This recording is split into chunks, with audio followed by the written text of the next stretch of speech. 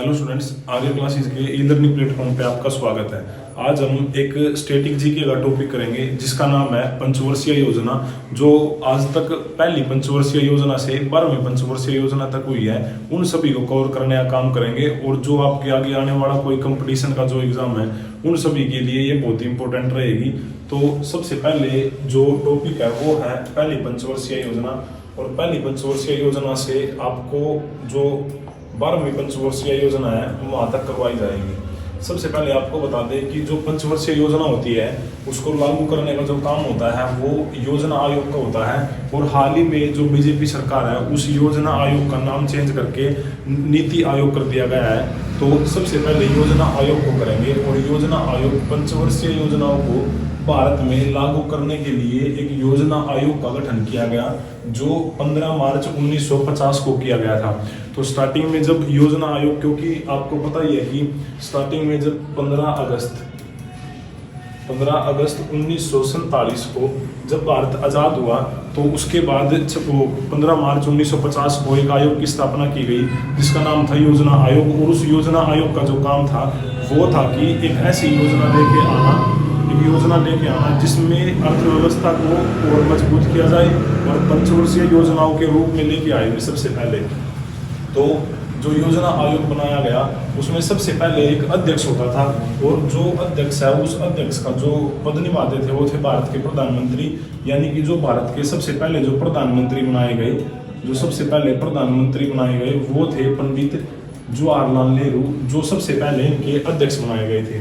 तो प्रथम जो अध्यक्ष हो गए वो पंडित जवाहरलाल नेहरू थे। और इसके साथ जो पंडित जवाहरलाल नेहरू थे वो विदेश मंत्रालय को भी कवर कर रहे थे। यानी कि जो हमारे पहले विदेश मंत्री थे वो भी पंडित जवाहरलाल नेहरू थे। और इसके साथ उनका एक उपाध्यक्ष होता था। उपाध्यक्ष सबसे पहले जो बने थे गुलजारी लाल नंदा। तो योजना आयोग की 15 मार्च 1950 को स्थापना हुई। इसके साथ जो अध्यक्ष होते थे पहले प्रधानमंत्री होते थे, और जो पहले अध्यक्ष बने वो जवाहरलाल नेहरू बने। इसके साथ जो उनके उपाध्यक्ष थे वे गुलजारी लाल नंदा बने थे। तो सबसे पहले अब करेंगे 2015 के अंदर जो आपको बताया कि जो भारत के पीएम थे श्री नरेंद्र मोदी, उनके द्वारा योजना आयोग को चेंज करके 1 जनवरी 2015 को उसका नीति आयोग के रूप में इसको बदल दिया गया। और इसके जो अध्यक्ष बने वो श्री नरेंद्र मोदी बने।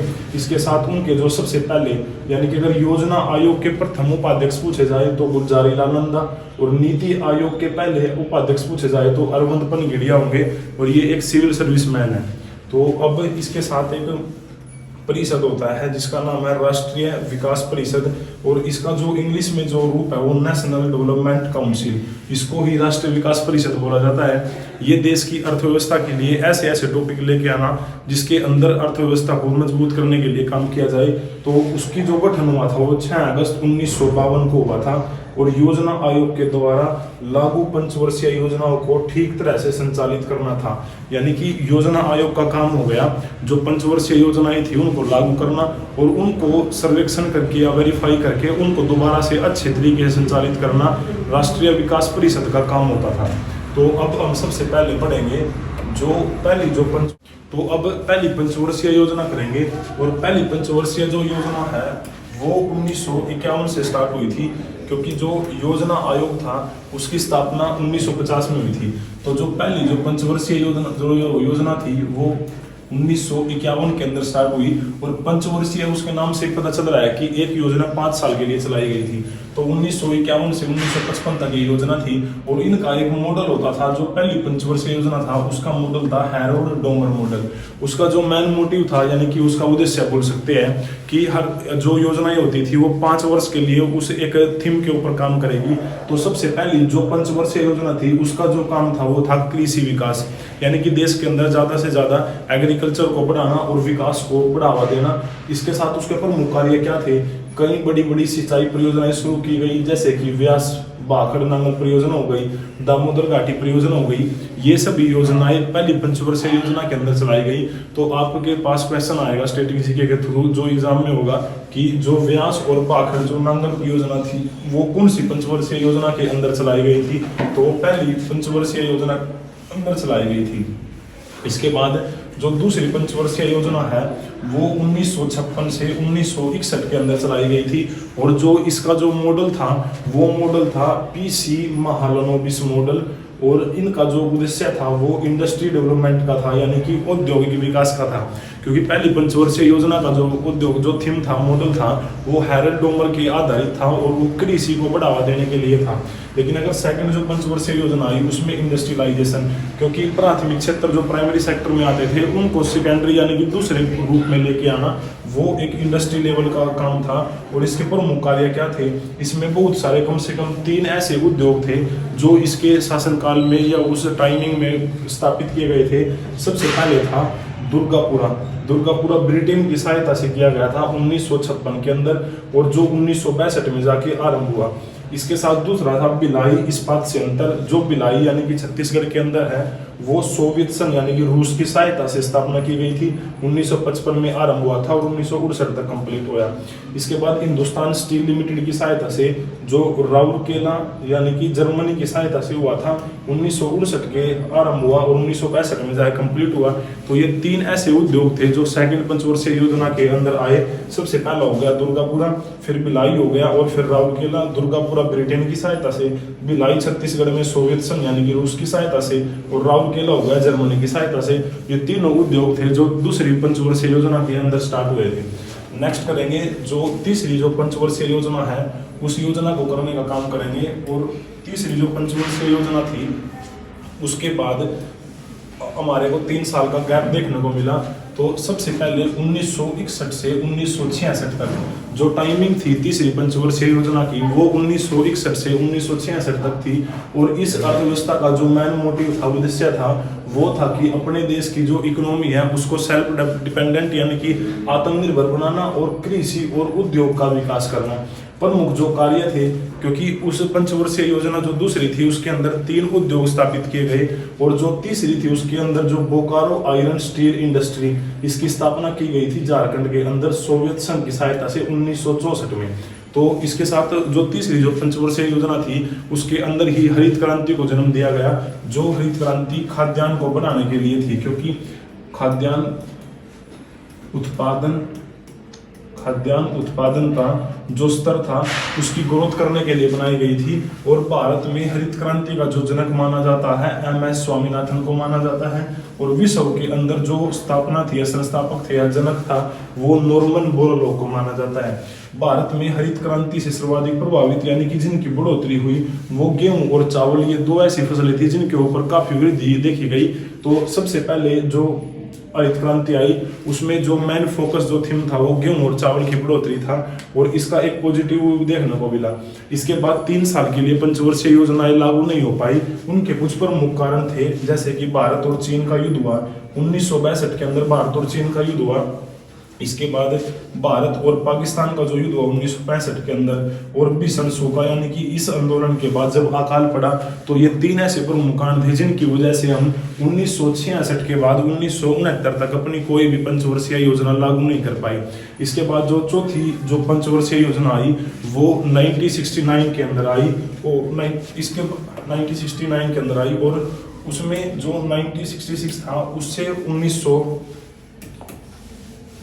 तक ये जो गैप था ये था। और इसमें कारण क्या था कि तीसरी जो पंचवर्षीय योजना थी वो विफल हो गई थी, और इसके साथ कुछ प्रमुख कारण ये थे कि जिनके वजह से इसको रोक करके वार्षिक योजना चलाई गई जो प्रत्येक वर्ष के लिए चलाई गई। इसके बाद फिर 1969 से स्टार्ट की गई जो चौथी पंचवर्षीय योजना थी। तो अब चौथी पंचवर्षीय योजना को करेंगे, और चौथी पंचवर्षीय योजना 1969 में स्टार्ट हुई और 1974 तक रही। इसमें सबसे पहले उसका जो टाइमिंग थी यानी कि जो 4th जो पंचवर्षीय योजना आई वो 1969 के अंदर आई और 1974 तक रही। इसका जो मॉडल था वो था DR गॉडगिल मॉडल। आपको सिर्फ सबसे मैन पहले 3 जो पंचवर्षीय योजनाएं थी उनका मॉडल याद रखना है। तो चौथी जो पंचवर्षीय मॉडल जो योजना थी उसका जो मॉडल था DR गॉडगिल मॉडल था। और इसका उद्देश्य था स्थिरता के साथ आत्मनिर्भर कृषि और सिंचाई पर महत्व देना, यानी कि कृषि के साथ साथ सिंचाई को भी बढ़ावा देना। इसका प्रमुख कारण इस शासनकाल के अंदर सबसे पहला प्रमुख कारण क्या हुआ, एक तो जो 14 बैंक थे उनका राष्ट्रीयकरण किया गया 19 जुलाई 1969 को, जो चौथी पंचवर्षीय योजना के अंदर हुआ। इसके साथ जो इसरो की स्थापना हुई वो भी 1969 के अंदर हुई, और जो इसका मेन हेडक्वार्टर है वो श्रीहरिकोटा स्पेस 30 केंद्र के अंदर है। इसके साथ जो सलेम इस्पात संयंत्र था तमिलनाडु के अंदर, उसकी भी स्थापना इसी शासनकाल में हुई। और जो विशाखापट्टनम इस्पात संयंत्र हुआ, इसके साथ विजयनगर इस्पात संयंत्र हुआ जो कर्नाटक के अंदर पड़ता है, इन सभी की स्थापनाएं चौथी पंचवर्षीय योजना के अंदर लागू हुई। और इसके बाद जो 1970 आया, क्योंकि 1969 के अंदर आपकी जो फोर्थ जो पंचवर्षीय योजना थी वो स्टार्ट हुई, और उसके बाद 1970 के अंदर पहली जो थी वो श्वेत क्रांति शुरू हुई, और श्वेत क्रांति दूध के लिए बनाई गई थी सबसे पहले। तो जो श्वेत क्रांति थी वो 1970 के अंदर आई, और इसको चलाने का सबसे पहले काम जो किया गया वो वर्गीज कुरियन के द्वारा किया गया था। और इसी क्रांति को जो नाम दिया गया वो ऑपरेशन फ्लड के नाम से इसको जाना जाता है। और इस पंचवर्षीय योजना में भारत की कृषि वृद्धि दर को बढ़ाने का सबसे पहले काम किया गया था। तो इसके बाद नेक्स्ट जो योजना होगी वो 5वीं पंचवर्षीय योजना होगी 1974 से, क्योंकि 5 वर्ष हो गए 1970-69 से 1974 तक, और 1974 से 1978 तक 5वीं पंचवर्षीय योजना हुई, जो गरीबी को खत्म करने के लिए और कंट्री को आत्मनिर्भर बनाने के लिए इसके ऊपर काम किया गया। तो इसमें उद्देश्य तो ये हो गया, और पहली बार गरीबी हटाओ का नारा जो श्रीमती इंदिरा गांधी थी उनके द्वारा एक नारा दिया गया था, जो इलेक्शन में वोट लेने के लिए गरीबी हटाओ का नारा, और उनके अपोजिट में जो अलायंस था यानी कि गठबंधन था उसके द्वारा जो नारा दिया गया था वो इंदिरा हटाओ का नारा दिया गया था। तो 1975 में फिर एक कार्यक्रम लगाया गया जिसका नाम था 20 सूत्री कार्यक्रम, और जनता पार्टी की सरकार ने इसे 4 साल में समाप्त कर दिया, क्योंकि 20 सूत्री कार्यक्रम था वो कांग्रेस पार्टी के द्वारा स्टार्ट किया गया था, और जो फिर 4 साल के बाद जनता पार्टी की सरकार बनी तो उसके बाद उसने उसको बंद कर दिया गया। और आगे इससे जो नेक्स्ट टॉपिक है वो है छठी पंचवर्षीय योजना।